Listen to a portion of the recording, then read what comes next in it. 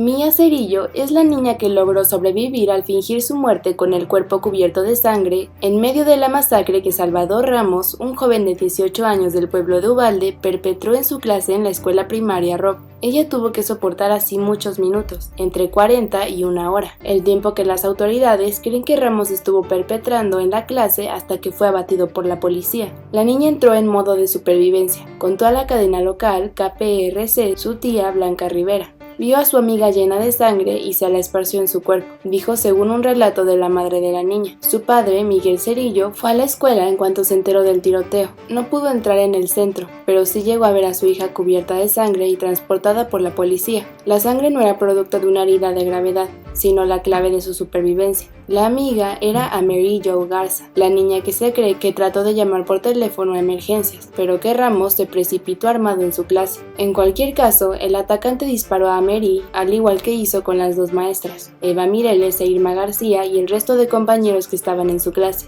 Mia Cerillo salió de la clase con heridas de fragmentos de bala en la espalda y fue tratada en el hospital. Pocas horas después ya estaba en casa. Su familia dice que ahora quiere estar sola. No ha dormido mucho. Ha sido muy duro para ella. Además aseguran que la niña también ha tenido ataques de pánico. El agresor de 18 años, Salvador Ramos, estuvo en el interior de la escuela durante más de 1 hora hasta que fue abatido a tiros por agentes tácticos de la patrulla fronteriza. Esto según altos funcionarios policiales que revelaron el jueves nuevos detalles sobre un periodo de tiempo confuso y a veces contradictorio que ha airado y frustrado a los padres y observadores que exigían a la policía que ingresara en la escuela. Los niños que sobrevivieron al ataque, en el que perecieron 19 alumnos y 2 maestras, describieron cómo lo que sería un día festivo de fin del año escolar se convirtió rápidamente en una jornada de terror.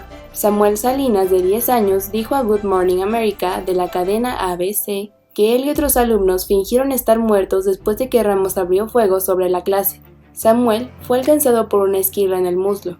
Disparó contra la maestra y después contra los chicos, dijo Samuel, que se encontraba en la clase de Irma García.